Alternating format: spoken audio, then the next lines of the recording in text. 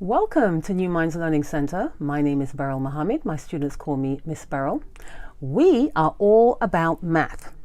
This channel is all about how-to math videos, tips, and easy solving methods. So if you want to know how we're making math easy, keep watching.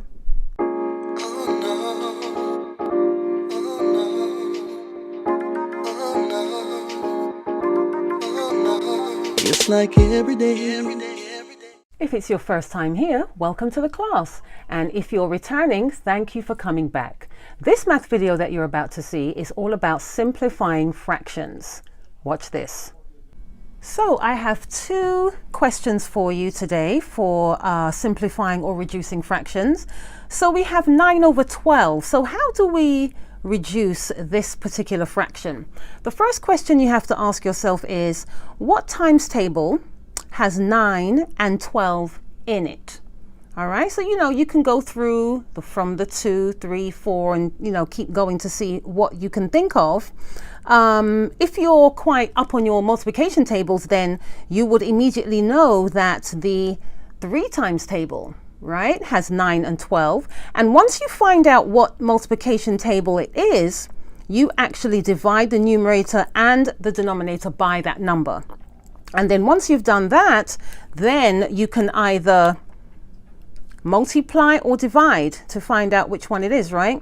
I mean, this is division, but if you're pretty good at multiplying or you find it easier to do it that way, remember they're in the same family, aren't they? Multiplying and dividing. So you can either say 9 divided by 3 is what, or you can say what times 3 is 9.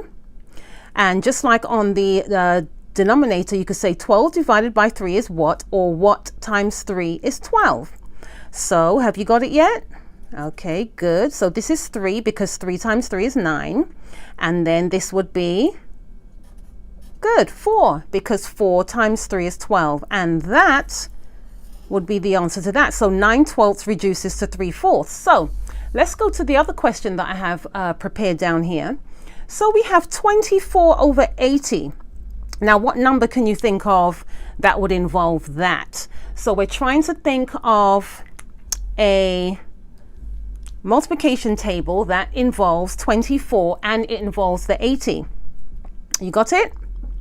So, okay, yeah, you can use 3. You could use 3, but not that the 3 would be wrong. It will just take longer to reduce. So if you do use 3, you'd be reducing again, right?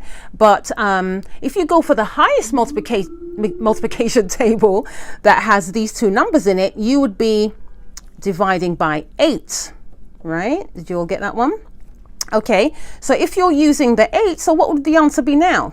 So we would have what times 8 is 24, and what times 8 is 80, or you could do the division way. 24 divided by 8 is what? 80 divided by 8 is what? So what is our answer here? So, good, so 3, did you all get that? So 3 times 8 is 24, and what goes at the bottom? Here are some results. Good, a 10. So you'd have 10 times 8 is 80. And then that, my friends, is the answer to 24 over 80 reduces or simplifies to 3/10. And there you have it. So you'll find that every time you do fractions, you're going to have to do some type of simplifying or reducing them. So let me know, when you're doing fractions, which way do you find it easier to do? Now, when you think of division, do the answers come to you just as quickly as if you multiplied them? Or does the multiplication come to you quicker? For me, the multiplication comes to me much quicker. I always switch it. So whenever I have a division and I have to simplify the fraction division-wise, I always flip it because the answers, for some reason, always seem to come to me much quicker. Like, comment, and subscribe with that notification bell so you'll know every time I upload, which is every Wednesday. Thank you for watching, and I'll see you next time in another math video. Class dismissed.